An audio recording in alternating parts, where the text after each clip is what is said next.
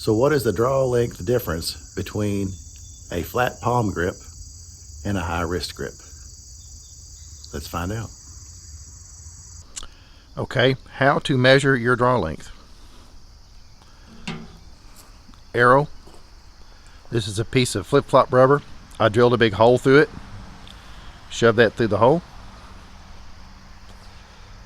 Put it against the front of the bow like that. Knock your arrow. Say open, just open hand, hold it like that. Draw your bow back, anchor, let that front piece go, and gently let it forward. And then measure from here to the back of the rubber. And that's how you do that. This is a flat palm grip. This is like Howard Hill. It's a flat palm grip made on the bow, and you just flat palm it. And a lot of recurves, they have a handle that won't even let you flat palm it like this, but you can actually high wrist a longbow as well, and just by raising your wrist. So this is flat palm, this is high wrist. And I'm gonna measure it and see what the difference in the draw length is. So here we go.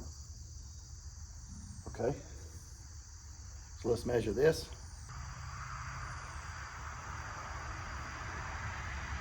Oh, that's 27 3/4 flat palm.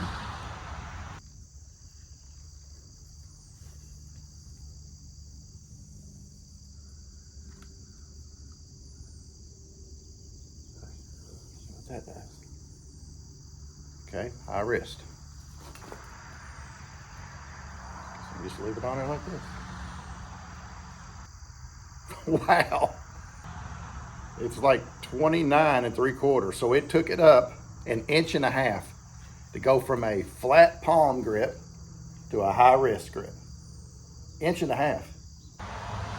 So I don't know, let's chronograph and see what that does. Maybe even do some poundage if I can find my bow pull pounder. Okay, we're gonna measure flat palm grip, shorter draw length, to high wrist, longer draw length.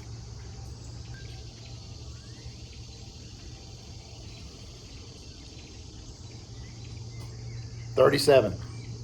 Okay, high wrist. Now let's try it.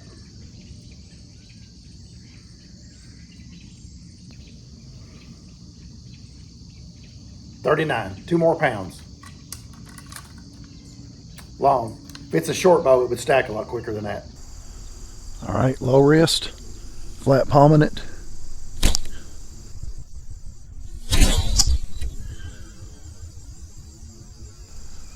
$112. All right, high wrist. Ready?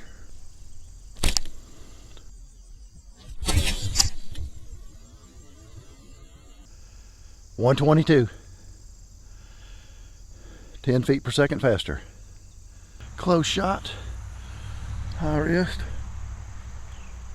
Ready? 1, 2, 3. This is an example of what a behind the shoulder shot looks like at an angle.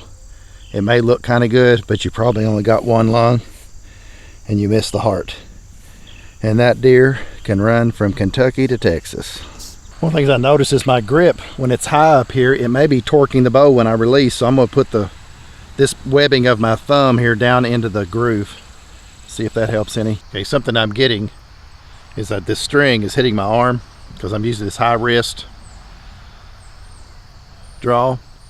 It's tending to slap my arm. I don't think this is the right spine to arrow, but it's hitting my arm. 1, 2, 3. Yeah, I can feel it barely touching my arm there, and that's going to be a problem. Not only painful, but it messes your arrow flight up. So I'm going to think I'm going to raise my brace height. It's now 7.5 inches. I'm going to take it to 8 and see if it helps, because it's just barely hitting my arm, and that straw bale is dead. Okay, so my current brace height is 7.5 inches. So what you do is you loosen your string here, take it off down here at the bottom, and then twist your bowstring, I don't know, 10, 12, 15 times to shorten it, and then we'll measure it again. We'll do 10 twists and then we'll measure it. So in order to de-string your bow. I do a step through method, and the way I do it is I step through with the right foot and I put the handle behind my knee. That way there's equal tension on both limbs, just like you're drawing it. Put your bow handle behind your leg like this, and then step forward and put tension on that end, and push forward with this.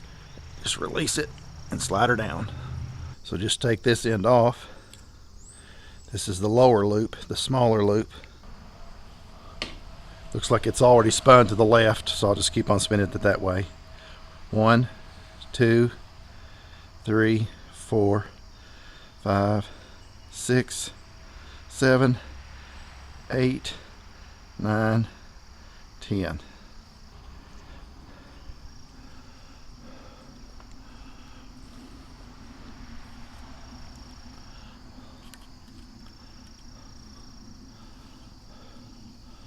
So string it back up. Step through with your right leg. I'm right hand. Oh. Alright.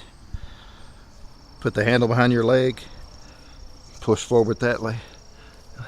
Push forward this. Keep your limb tensions the same. The way people mess up is they put their leg way down here and they put too much stress on one limb or the other, and that messes it up. Now it looks like it has jumped up some. Let's measure this and see if we're getting about 8 inches here. Oh man, that really jumped it up. That might be too much, but we'll try it. That jumped it up an inch. 10 twists jumped it up a full inch, so 7.5 to 8.5. All right, let's just try this, see what we got. This bow is 68 inches, so it is a long bow. And so I may get away with this higher braid height. We'll see what kind of arrow flight we get. But I'm gonna try to see if this can slap my arm or not. Sometimes just a little bit. I raised it an inch, which is more than I wanted to raise it, but let's just see what we got here. Let's see. High wrist, cant the bow. Ready? 1, 2. Did not hit my arm at all. And that bow, that's a 1916, so it's not gonna fly right, but that worked great. All right, let's try my regular arrow. Okay, this is a 2016, the 170 on the front of it. High wrist. See what kind of flight we can get out of it. Ready? 2. 1, 2. Perfect. And it did not hit my arm. Sweet. There you go. Went from 7.5 to 8.5. Good arrow flight, and it's not hitting my arm. Hitting your arm does 3 things. Number 1, it hurts, obviously.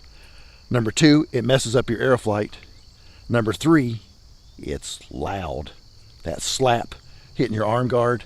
And the whole reason for shooting a longbow is stealth. The shot is very quiet compared to a recurve or compound. Very quiet.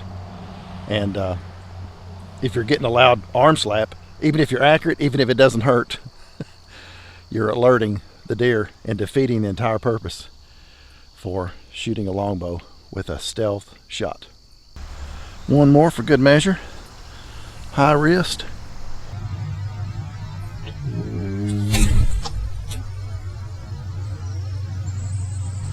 I mean, no fletching. Wonderful. There you go.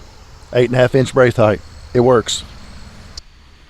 Okay, some people may cringe at this. This is a beautiful longbow, but in order to write my gaps back here, I have to put a little paint just right in here.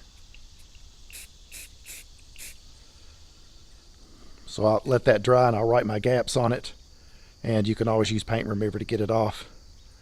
But this ain't a piece of furniture. It's a tool to hunt with. So sorry, Byron, Ferguson. All right, let's establish our gaps. Got to use the broadhead. Okay, 10 yards. Aim at 6 o'clock. See how high the arrow goes. Ready? 1, 2. About 4 inches. Let's try it again. Come back, line clear at the target. Yeah, 4 inches. All right, let's go to 15. All right, I'm going to aim 4 inches up from the bottom because I don't want to dig my arrow out of the dirt if I can help it. 1, 2. All right, 15. 1, 2, 2. Yep, dead on. 15 yards. All right, let's try 20. 1, 2. 1, 2.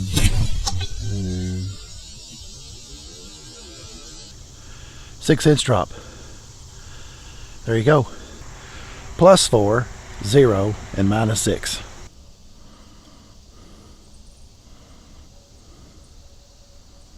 So 10 is +4. 15 is 0. 20 is -6. And my test on this kind of drop, usually 25, is -12. So arrow is 534 grains. Tip is 175 grains. And we'll check FOC. Well, this is showing arrow length of the nock at 29.5. All right, going to measure FOC, 175 grain point. Or more like 170, I guess. Okay, there's the center. FOC. So 29.5 is 14.5, 14 3/4.